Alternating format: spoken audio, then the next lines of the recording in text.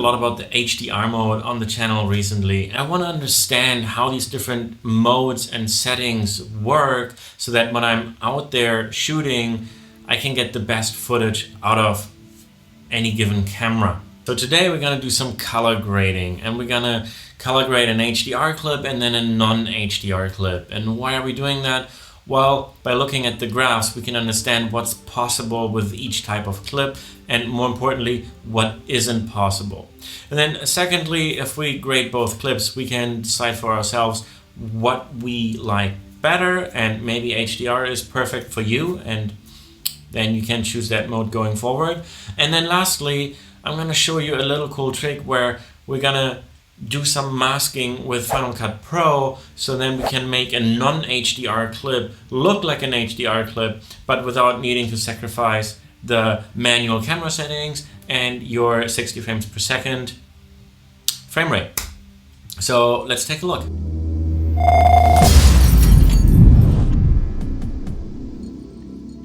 Okay, first let's look at the graphs, and we can clearly see here with our HDR clip that it's basically maxed out. While there's a little bit of room at the bottom here, there's not much more to do in terms of grading or, well, improving the look of this footage. And here next to it we have the same, not the same clip, but almost the same clip, shot around the same time. And you can see while the highlights are also maxed out, well, it's obvious though because we're pointing it right at the sun, there's a lot more room in the shadow down here. And you can also see that in our vector scope we're using almost none of the colors, and that's simply because this was shot in CINELIKE-D in a flat color profile, so none of the colors are really used yet. Versus with HDR, you can see it is really dragged out, so we don't want to make the colors even more poppy. Alright, in terms of actually grading the clips, so if I just select my clip over here, I go over to my color wheels. So normally what I would do is like drag up the highlights, but the highlights are already at the top, so I might even drag it down a little bit, and then I go over and just make sure that the shadows, we don't want the shadows to be clipping, so as a little bit of a help, I just turn on my range 709 range check. So here I can see as I drag my shadows down, it gives me a warning here that this is too dark. I'm just gonna bring it up a little bit more. This is good enough. And then again with the highlights, it shows me, okay, this is overexposed, but I expect it to be overexposed because I am pointing it right at the sun. And then with the midtones, I can choose to make it a little bit more punchier. So maybe I'll bring it down just a little bit. If I think this has a little bit of a yellow or of a green tone to it, I can maybe drag it over on the temperature just like a tiny bit. And that means I also should bring my highlights back down. And then I might want to increase the punchiness on my midtones, maybe on my shadows, but not too much on the shadows. And the highlights, if I want the sun to be more orange, then I can bring that up. And you can see now that I have increased the saturation on the colors, that my vector scope is reflecting that accordingly. And if I now compare this to my HDR clip, you can see that in terms of coloring and look and feel, while this is not perfect and I've just winged it, it is getting pretty close. Now, if we were to try to color grade our HDR clip, again, there is not that much we can do. The highlights are already at the max, so I might even bring it down a little bit. Shadows, it looks like I have a little bit of room, I can do that. But for my liking, this is already too dark. Like everything in the front here is too dark, so I would actually bring the shadows back up. And then the same with the midtones. I can try to bring it down and make it more punchier, but again, this is not what I'm trying to achieve. If I want an HDR clip, I want to see what's in the foreground. I might even want to see what colors the houses are. I can't. So I would also leave that as is. And I definitely don't want to make it punchier for the sake of this demo. We can crank it up a little bit here and see what we're getting.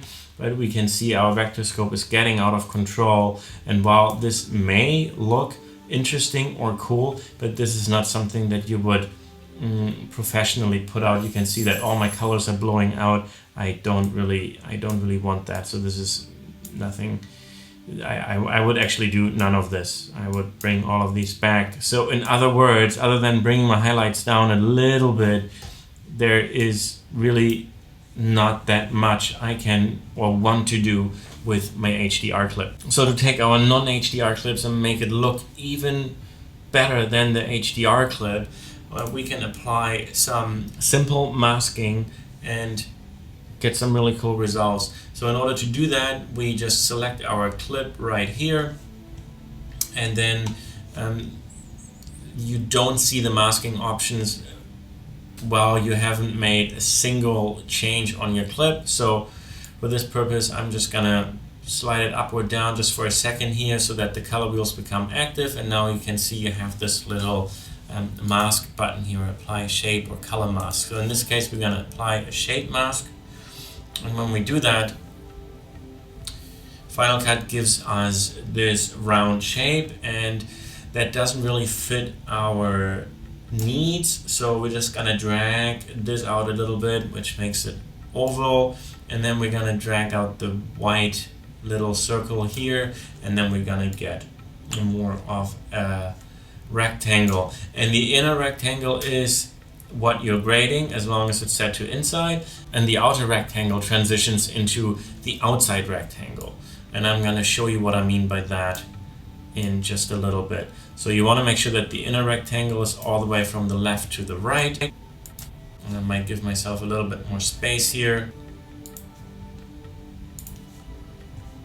So this is obviously not perfect, but this will basically do the trick. So now what you can do is you can color grade just the bottom bit of your clip here, right? So obviously this doesn't work if you have a lot of pan motions, then you have to keyframe this little mask to move along with your motion, and that's gonna be really tricky. So this only works in certain scenarios, but now what you can do is you can bring up the highlights here, even if you wanted to.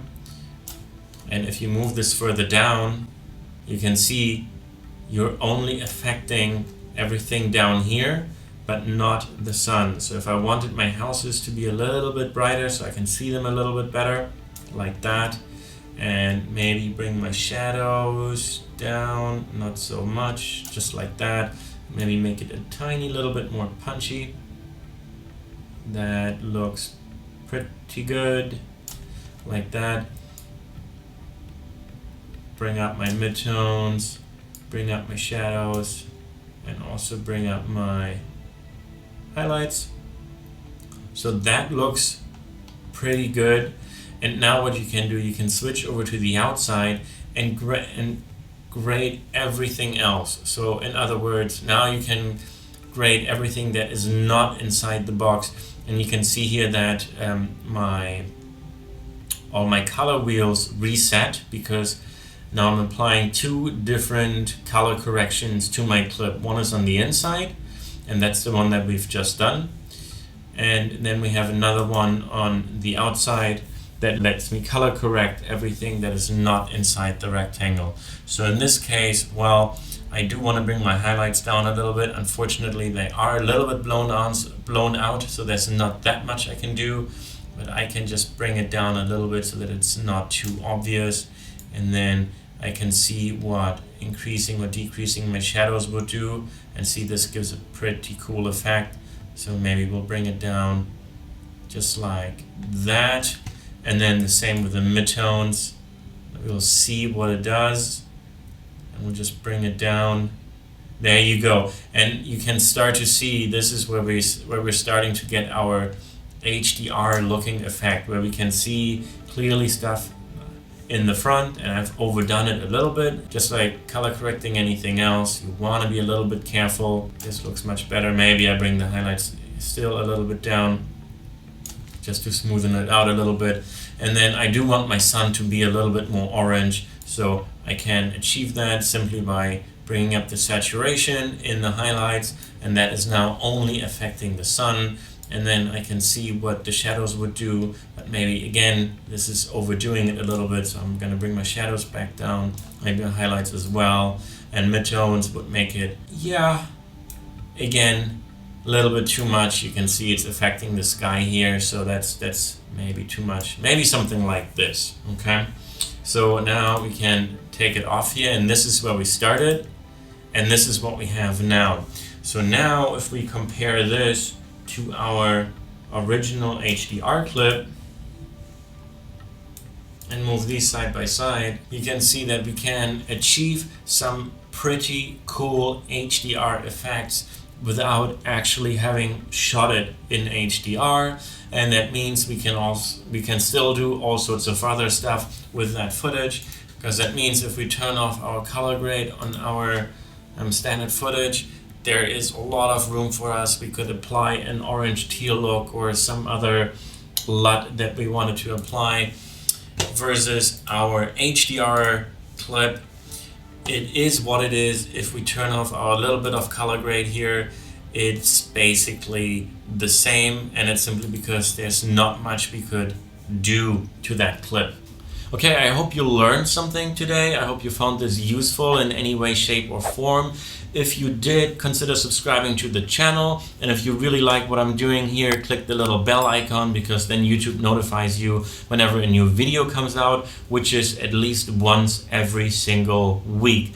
Now, if you want to learn more about HDR on the DJI Mavic Air, whether you want to take HDR photos, or you want to learn more about what the HDR mode is and how it works and what it can and cannot do, then take a look at the description down below. There's a bunch of links, there's a bunch of videos that I've made that are all part of this series that should give you a really good understanding and overview of the whole HDR realm that is now new to drone flying and to the DJI Mavic Air 2 at the very least. And I'm sure the newer drones will also have this feature. Now, this is all I have to say about HDR and how to color grade it. Thank you guys so much for watching. I will see you in the next one.